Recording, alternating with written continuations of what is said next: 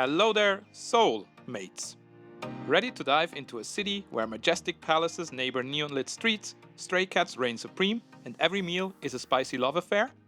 This is Seoul, a place where you can time travel between centuries, rock a royal handbook like K-drama royalty, and eat kimchi so fiery it will give you life advice.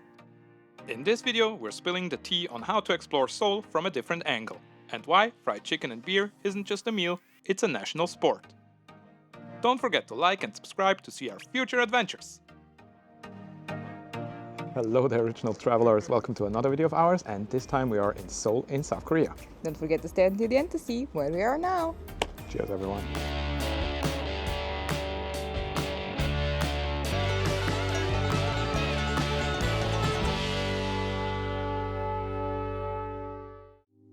One of the first things we like to do when we go to a new city is visit a free tour. One of the first things we saw was the Seoul City Hall, a futuristic glass building shaped like a wave, symbolizing Korea's rapid modernization. Free tours in Seoul are a great way to explore, but they're not as common as in Europe, so many guides here are actually expats or non-locals. During the tour we learned details about Korea's tumultuous history, but also about the Korean alphabet. Did you know that consonants in Hangul are designed to represent the position of the tongue, lips and other speech organs when making the corresponding sounds? So it should be easy to learn then, right? We also strolled through part of Gyeongbokgung Palace. We didn't enter the paid area with the tour, but here's a pro tip. Rent a Hanbok near the palace and enter for free. This palace, built in 1395, was the main royal palace of the Joseon dynasty. It has served as the home of the royal family and the seat of government. Much of it has been destroyed, but fortunately restored nowadays. It is by far the most crowded of the 5 palaces of Seoul, so if you're looking for a calmer option, stay with us until later in this video. And here is an example of a hanbok shop where you can actually rent the traditional Korean clothing. Which one is your favorite? Let us know in the comments below. We ended our tour in Ikseondong Hanok Village. The Hanok houses here were built in the 1920s and were originally for lower income families. Nowadays, they're some of the most expensive real estate in Seoul.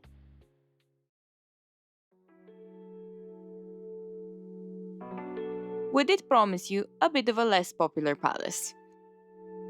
And on the way to it, we actually saw some very interesting art installations.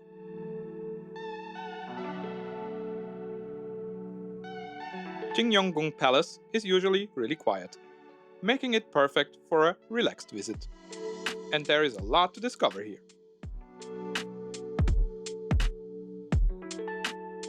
It was built in the 15th century by the Joseon dynasty, but it has been destroyed and renovated multiple times. It often served as residential quarters for queens and concubines.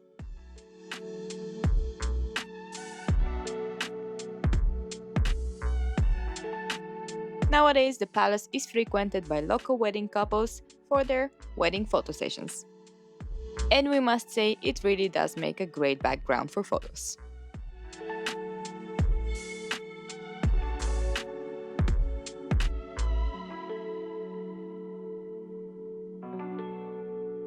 And if you're willing to go down a knowledge rabbit hole, research the tradition of the Koreans to bury the placenta and umbilical cord of their kings.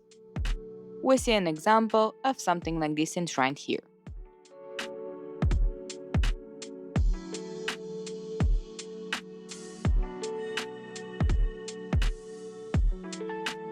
As you can hear, there are many stories about this place. Another interesting fact is that the palace was used as a zoo during the Japanese occupation. Today, the only animals you'll see are the stray cats lounging by the lotus pond. Some of them might happily pose for you for a photo shoot.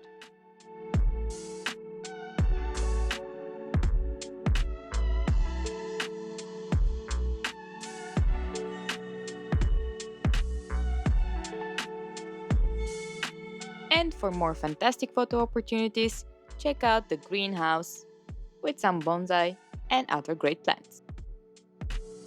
The plant that I called a great plant as a teenager is not here though.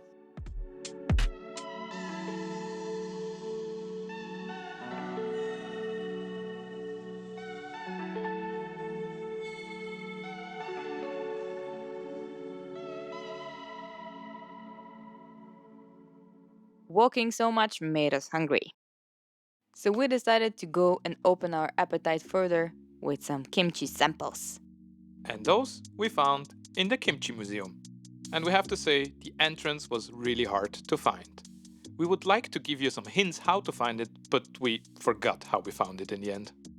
When we were researching whether this museum should make our trip, we saw some reviews that were not so convincing.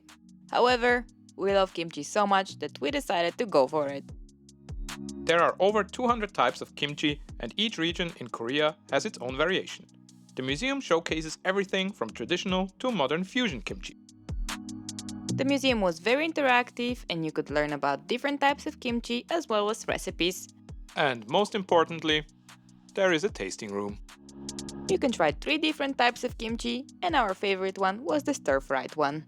If you're a better prepared traveler, maybe you can also join the kimchi workshop. Yep, because making kimchi is like a science experiment, except you can eat the results. Just don't blame us if your suitcase smells like garlic. Seoul is a food lover's paradise, and trust us, you want to come hungry. From sizzling Korean barbecue to the iconic chicken and beer combo, there's something for everyone. Don't miss the bustling Gwangjang Market, where you can try everything from kimchi pancakes to tteokbokki. And for something sweet, we probably had one of the best, most decadent cheesecakes ever. Oh, and let's not forget the craft beer scene. Seoul's breweries are serving up some seriously creative pours. In one spot, you can even choose your lager pour. Yeah, right. Actually, can we go back to Seoul?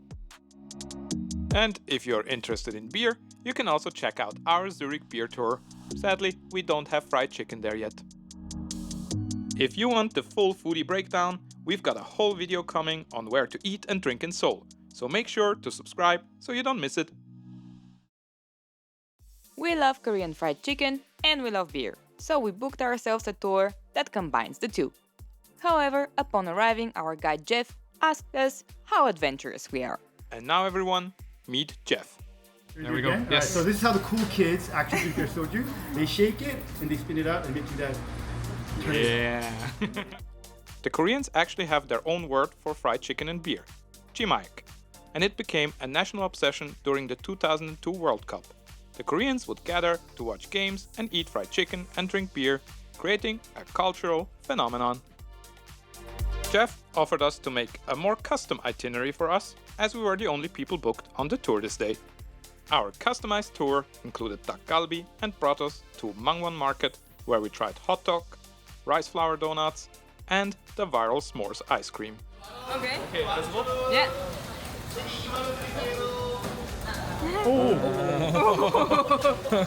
Nothing, not. No. Roasted marshmallow. Very cool. Okay. In the last spot, we finally tried some great fried chicken and a snail salad. Special mention of Sandro's spicy eating abilities. Carrot, cabbage, cucumber, onion, and of course, the snail.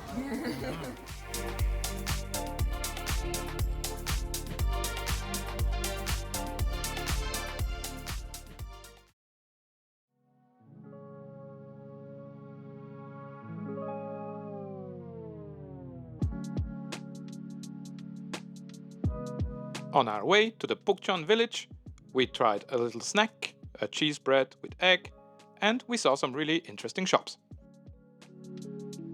More on that shop in the next video. We were almost a bit too late to visit the Bukchon village. Because we learned, actually as a tourist you shouldn't enter after 5 p.m, so the residents can have their quiet time.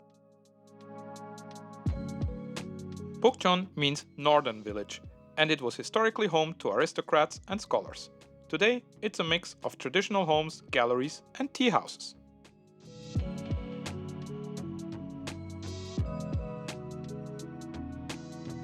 Most of the houses you see have actually been rebuilt, so they are not the originals, unfortunately. But it's still a good spot to take some really beautiful pictures with a nice view.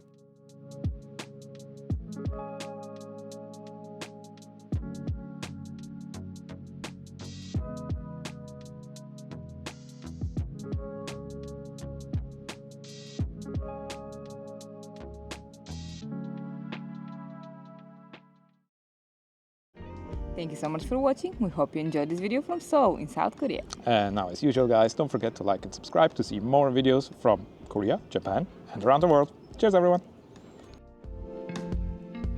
Our bonus tip for Seoul, South Korea is buy some local tea. Korea has some of the best tea in the world, and they have especially interesting flower teas, like, for example, dandelion or magnolia tea. And if you're interested in tea, then check out our socials because we will have a new tea experience in Zurich really soon.